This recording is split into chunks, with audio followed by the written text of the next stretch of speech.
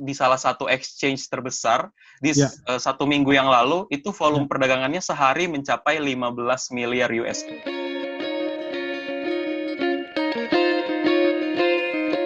Dibandingkan Tapi sebenarnya negara jadi lain. status Bitcoin saat ini seperti apa? Ilegal atau legal Pak di Indonesia? Nah, di Indonesia sendiri sebelum tahun 2019 status Bitcoin ini memang masih abu-abu.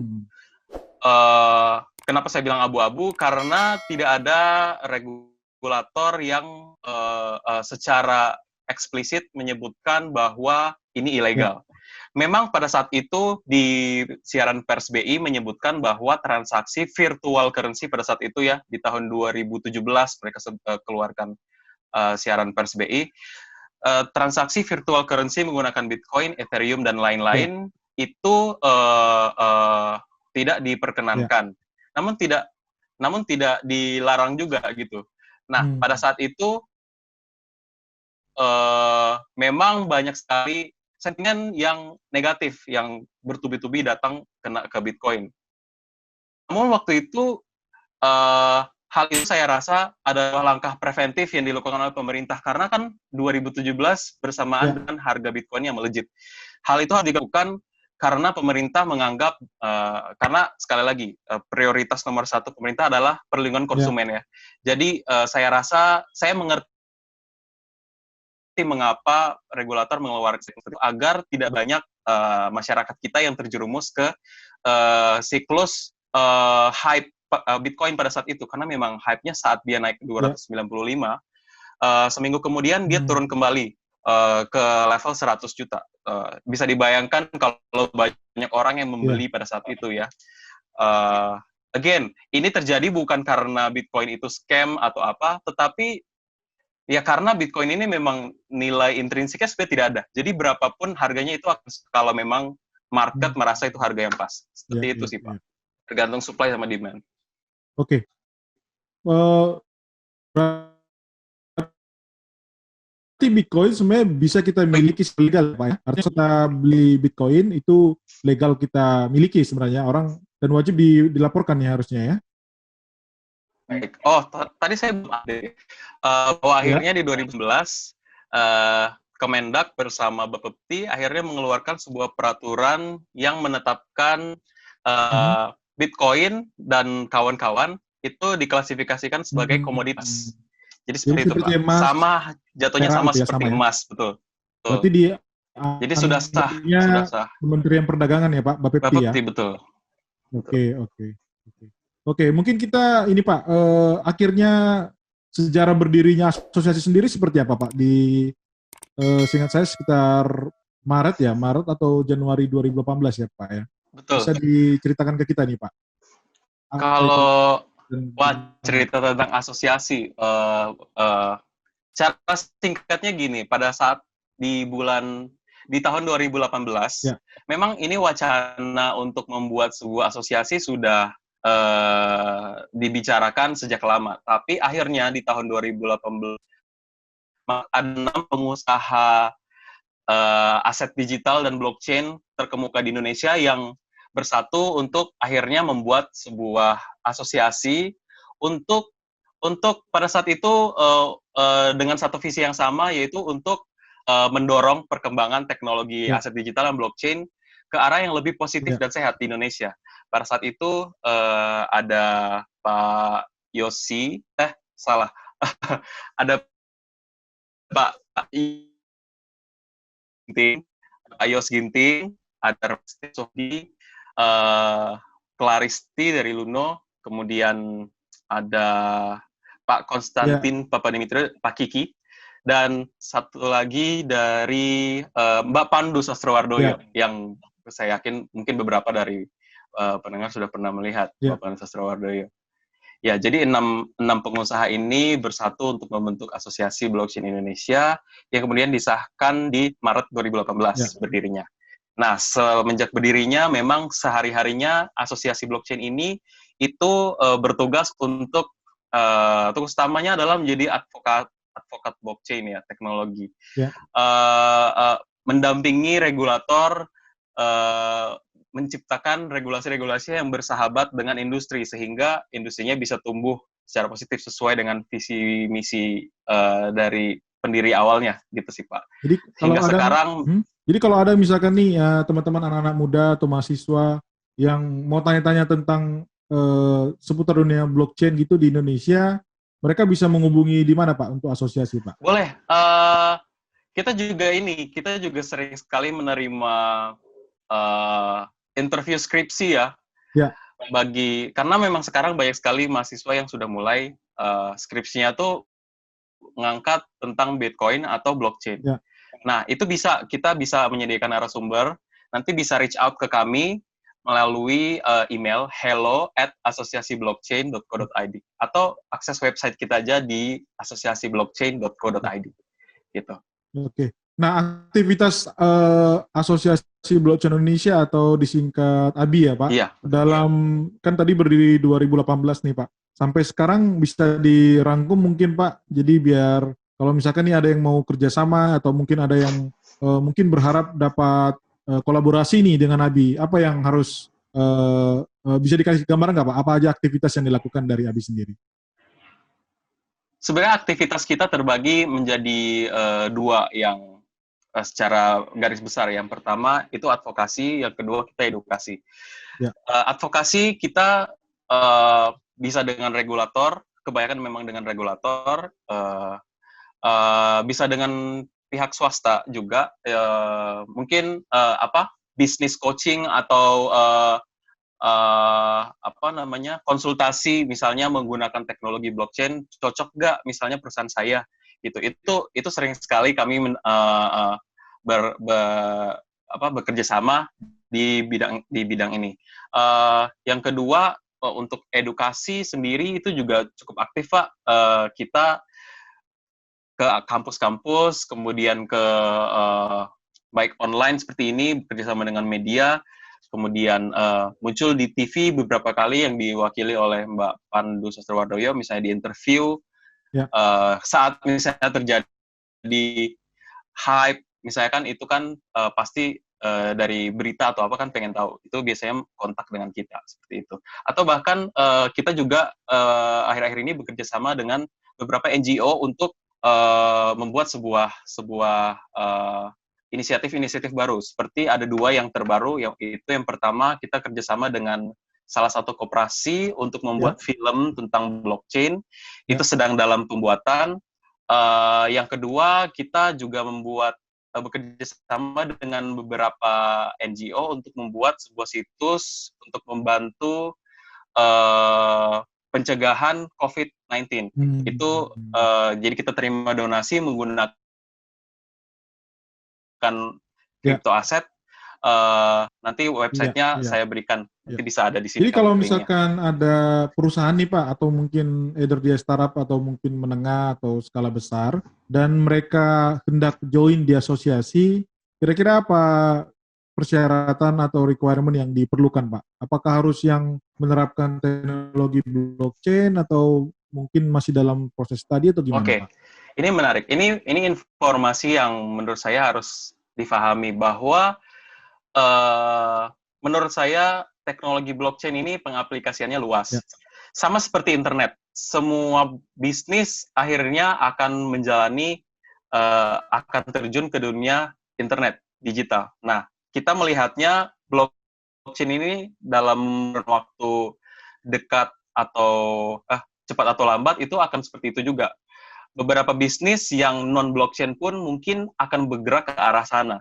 Ya, sehingga kita sangat terbuka kalau memang ada perusahaan-perusahaan yang non-blockchain pun sekalipun, atau bahkan non-teknologi, katakanlah perusahaan logistik dan supply chain. Itu memang akhir-akhir ini banyak sekali yang menghubungi kami untuk mencari tahu bagaimana caranya mengelola database logistik dan supply chain agar lebih efisien. Karena kan kita tahu sendiri bahwa sistem pengelolaan database super besar seperti itu menghabiskan banyak sekali resource dan juga finance. Sehingga kalau memang proses distribusinya bisa kita lebih efisiensikan menggunakan teknologi blockchain ataupun gabungan dengan teknologi lain, katakanlah IoT dan juga big data dan juga blockchain, sangat-sangat memungkinkan. Namun kembali lagi, ini case by case sehingga konsultasi secara personal sangat dibutuhkan.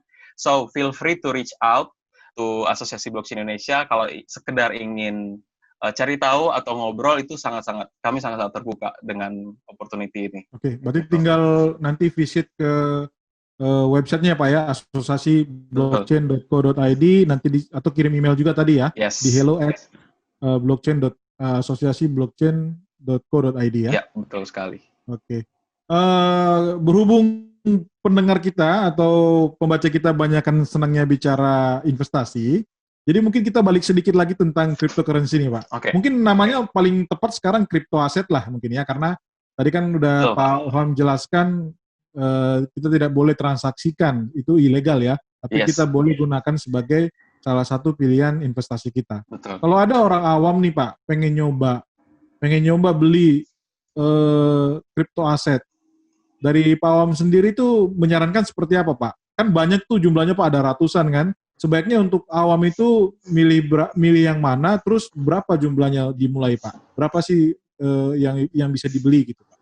Baik, mungkin disclaimer dulu bahwa saya bukan financial advisor, cuma mungkin as someone yang sudah berkecimpung di dunia ini lebih dulu, mungkin saya bilangnya mungkin saya bisa kasih beberapa tips.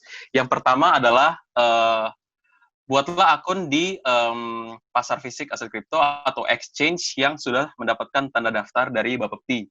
Hingga sekarang itu ada... Apa saja Pak yang sudah punya daftar? Sorry, saya potong, biar langsung jelas di teman-teman ya, supaya tidak salah beli Pak, gitu Pak. Oh iya, ini saya sebutkan ya nama-namanya. Ya, di sini ada 13, itu ada toko kripto, ada Upbit, ada Thrift, Indodex, Pintu, Zipmax, Luno Indonesia, Rekeningku, Dex, dan lain-lain. Mungkin saya sebutkan itu saja yang recommended ya menurut saya. Jadi saya ulangi lagi ya, toko kripto, Upbit, Thrift, Indodex, Pintu, Zipmax, Luno, Rekeningku. Nah, dan semuanya sama saja anggota asosiasi ya Pak ya? Hampir semuanya itu anggota asosiasi, tapi ini list yang saya dapatkan dari Bapepti, sehingga ini adalah exchange yang sudah mendapatkan tanda daftar resmi dari Bapepti, sehingga aman. Kalau kita bertransaksi di situ, kita dapat perlindungan konsumen. Just in case something happen, ya kan? Nah, after all, namanya investasi, it's about risk management, ya kan?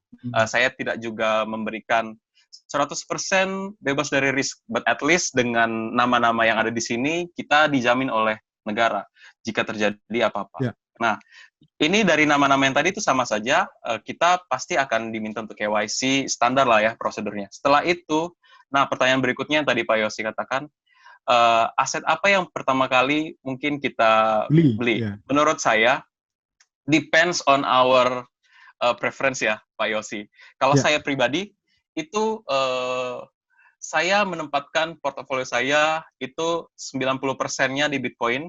Mengapa? Karena Bitcoin itu adalah market yang paling besar value trading volume-nya. Ya, yang saya pahami kalau kita ingin semakin besar trading volume sebuah aset, maka semakin kecil pula resikonya yang bisa kita lakukan. Namun memang ada beberapa orang yang preferensinya mungkin dia lebih senang yang high risk, high investment ya. Itu bisa membeli aset yang trading volume-nya tidak terlalu besar dan order book-nya tipis-tipis. Mungkin bagi yang awam sekali mengapa mereka senang membeli, mungkin bagi mereka yang suka dengan high volatility, karena order book tipis ini pada saat ada yang membeli dengan harga besar, dia kan harganya bisa langsung melejit. Atau tetapi sebaliknya juga, harganya bisa langsung turun. Nah, itu tadi yang saya sebutkan dengan high risk dan high return. Kalau misalnya di Bitcoin, hal itu sudah sangat kecil kemungkinannya terjadi. Karena volume perdagangan Bitcoin itu sudah sangat besar. Sehingga kalau misalnya ingin memanipulasi marketnya itu sangat sulit karena order booknya sudah sangat tebal. Besar Jadi berapa? saya pribadi, Kalau dunia besar berapa, Indonesia besar berapa kira-kira, Pak? Mungkin perkiraan saja. Saya nggak tahu datanya sekarang, tetapi Ya. pada saat itu di salah satu exchange terbesar di Ya. 1 minggu yang lalu itu volume Ya. perdagangannya sehari mencapai 15 miliar US. 15 miliar US di salah satu, bukan Indonesia ya Pak ya? Bukan di Indonesia, negeri, tetapi top exchange global itu 15 miliar USD dalam satu hari. Wow, berarti kan Besar hampir sekali. sekitar 20 triliun ya Pak ya? 200 triliun. 200 triliun. Dalam seminggu ya Pak? Dalam satu hari Pak. Oh, dalam satu hari ya? Dalam satu hari. Okay. Tapi kalau ini di bukan Indonesia, exchange Pak? di Indonesia ya. Ya, di Indonesia sendiri pada saat yang bersamaan itu peak salah satu exchange terbesar di Indonesia, peaknya itu mencapai sekitar, kalau nggak salah, saya lupa persisnya berapa, tetapi di kisaran masih 1 digit miliar rupiah. Oke, 1 digit. Oke. Nah, tadi sorry yang masih kelupaan sedikit Pak, mungkin kalau kita mau mulai berapa rupiah sih yang bisa kita beli kripto asetnya Pak? Nah, misalkan Bitcoin lah kita ngomongin ya. Yes. Yang menariknya nih Pak Yosi, mengapa banyak sekali yang tertarik untuk invest atau memiliki aset digital atau aset kripto? Ini karena minimal pembelian itu sangat-sangat rendah. Ya. Di beberapa exchange yang saya sebutkan tadi, itu minimal pembelian itu berkisar antara 50.000 sampai 100.000 rupiah, Pak Yosi. Oh, 50.000 udah bisa ya berarti ya? Iya, bisa ya? Wow. Bisa. Makanya banyak sekali milenial yang tertarik untuk invest di sini. Karena pertama, ini adalah sebuah metode investasi yang high risk, high return ya, sangat-sangat volatile. Yang kedua, minimal pembeliannya tidak terlalu mahal, Pak Yosi. Ya anggap saja kita sekali nongkrong, habisnya juga sama kan, Pak Yosi, segitu.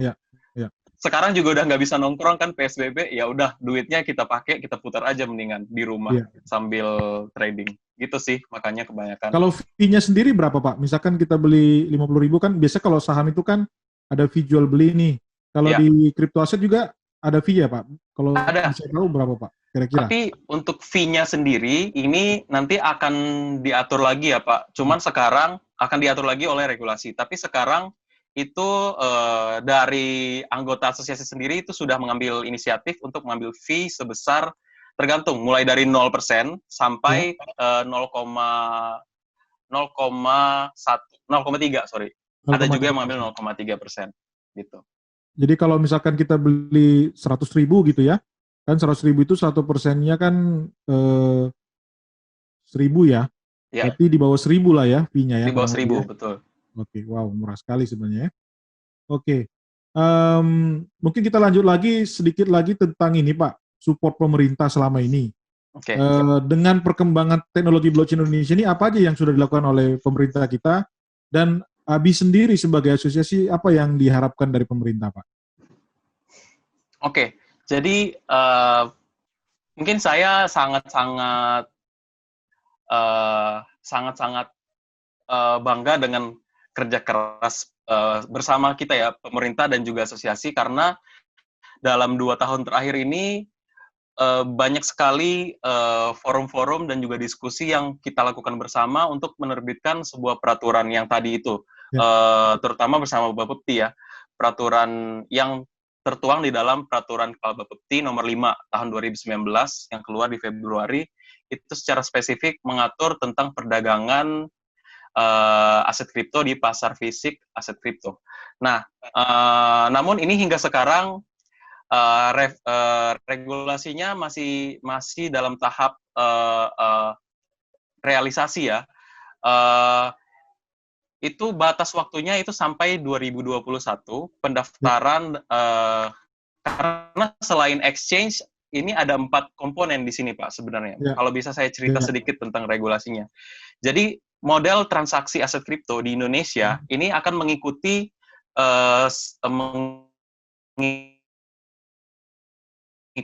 peraturan dari transaksi, baik itu seperti di pasar modal atau pasar keuangan ya, ini wajib memiliki 4 komponen. Yang pertama itu pedagangnya, yang kedua itu depository, yang ketiga itu clearing, dan yang keempat itu bursa. keempat komponen ini pun akan sama halnya pada saat perdagangan di aset kripto. Nah, sekarang pedagangnya sudah ada. Yang perlu menjadi perhatian adalah penciptaan tiga komponen yang tadi ya, yaitu depository, clearing, dan juga bursa. Nah, proses pemantapan regulasi ini kita selalu dampingi regulator untuk bagaimana supaya akhirnya industri ini tuh bisa mengikuti regulasi yang sudah dibuat oleh Bapepti seperti itu. Sehingga sekarang kita sangat aktif untuk mendorong berbagai sektor untuk bisa mengikuti peraturan dari Bapepti ini. Gitu sih, Pak. Ya. Oke, sama ini Pak, ada keresahan nih. Banyak investasi bodong yang mengatasnamakan kripto aset Pak atau cryptocurrency. Iya, ya. Iya. Dan itu di internet, kalau kita tonton di YouTube juga itu banyak sekali orang yang mengklaim saya itu atau cryptocurrency kami itu ilegal dan benar-benar menggunakan blockchain gitu. Padahal mungkin saya tidak tahu apakah benar atau tidak ya. Cuman sebagai pemula nih misalkan kalau ada teman-teman yang ditawarkan produk cryptocurrency atau crypto aset tadi, kira-kira apa tipsnya Pak yang bisa diberikan oleh asosiasi dalam hal ini Pak Oham sebagai ketua untuk menghindari orang terjebak atau tertipu dalam investasi bodong yang mengatasnamakan cryptocurrency, Pak? Oke, ya. Pertanyaannya nih penting ya, penting sekali terutama bagi investor yang baru pertama kali ingin terjun ke dunia aset kripto. Ini yang harus diperhatikan. Sebenarnya nggak susah-susah banget Pak Yosi. Yang pertama adalah transaksilah di exchanger yang sudah mendapatkan tanda daftar dari Bapepti. Ya, itu saya yakin resiko hampir 95% sudah akan lewat. Tidak akan kita menemukan proyek-proyek yang seperti tadi. Nah, sisa 5%-nya adalah mungkin saja memang ada 1-2 proyek yang bisa berhasil lolos karena kemampuan marketing mereka ya. Nah, cara membedakannya adalah seperti ini. Yang pertama, kita tuh harus cari tahu behavior komunitas tersebut karena ada satu ciri khas yang sangat kripto sekali ya. Setiap project itu biasanya punya channel Telegram. Nah, kita bisa masuk bergabung di channel Telegramnya dan melihat apa sih update-update yang mereka berikan di dalam channel Telegram tersebut. Biasanya kalau memang project tersebut legit, itu yang dia share adalah solusi yang dia berikan. Nah, tapi biasanya ada juga Telegram group yang di dalamnya itu hanya memberikan signal-signal dan janji-janji. Saya sih bilangnya itu janji-janji palsu ya, Pak Yosi. Karena janji-janji yang diberikan di dalam itu biasanya langsung berupa return of investment. Katakanlah di dalam grup Telegram tersebut, mereka menjanjikan keuntungan 1% setiap hari. Which is dalam waktu 3 bulan 100% kan? Ini too good to be true. Kalau menurut saya sudah mengumbar-umbar janji seperti ini, lebih baik kita tinggalkan saja. Memang bisa Pak, memang mungkin terjadi seperti itu karena aset kripto ini adalah sebuah market yang pertama dia global dan yang kedua peraturan di beberapa negara tidak sepadan ya. Nah, jadi itu memungkinkan memang. Tetapi sangat-sangat risky. Menurut saya kita menjauhi saja developer-developer atau proyek-proyek yang menjanjikan return of investment yang fixed. Menurut saya itu adalah sebuah flag ya yang harus kita tandai. Saya lebih baik missing out ya daripada FOMO mengikuti proyek-proyek yang ternyata scam ujung-ujungnya. Nah, ini sih yang bisa saya share ke teman-teman yang baru pertama kali ingin mencoba. Karena memang banyak sekali Pak Yosi teman-teman yang tidak pernah mendengarkan aset kripto sebelumnya, tapi unfortunately mereka jadi tahu aset kripto karena terlibat di dalam proyek-proyek yang ternyata tidak legit Pak, malah justru scam. Ya? Itu sangat saya sayangkan. Banyak sekali. Hampir 20-30% itu berasal dari taunya dari proyek-proyek yang kurang legit, Pak. Jadi gitu. Artinya kalau misalkan nih ada dari teman-teman yang bingung, Pak, bisa nggak kira-kira mereka menghubungi asosiasi untuk menanyakan apakah ini ilegal atau apakah ini proyek yang benar atau tidak? Bisa nggak kira-kira Pak? Sebenarnya bisa, tetapi selain di asosiasi, sebenarnya saya juga aktif. Ada sebuah komunitas namanya Kuliah Aset Kripto, mungkin lebih Ya. cocok untuk bertanya di sini. Saya punya grup, tetapi grupnya itu di Line. Nanti bisa bergabung di Line, kemudian tanyakan saja proyeknya di grup itu. Nanti saya bantu untuk share apakah proyek ini legit atau tidak. Di situ saya on a daily basis memang anggota dari grup itu selalu diskusi dengan saya secara personal. Ya. Apakah ini menarik nggak? Kira-kira bahkan itu di dalamnya itu sangat sangat intim ya. Maksudnya ada beberapa proyek yang memang mereka sudah tahu itu scam, tetapi konsul ke saya bahwa kira-kira kalau misalnya pun saya mau masuk di dalam situ, amannya berapa, gitu-gitu sih, Ya. Pak Yosi. Dimasuk di Line tadi Pak ya? Line Iya. Kuliah Nanti, Aset Kripto ya? Akses aja websitenya bit.ly/koham. Itu nanti akan diarahkan ke grup Line tersebut. Gitu. Oke, nanti mungkin linknya kita taruh di deskripsi mungkin ya Pak ya?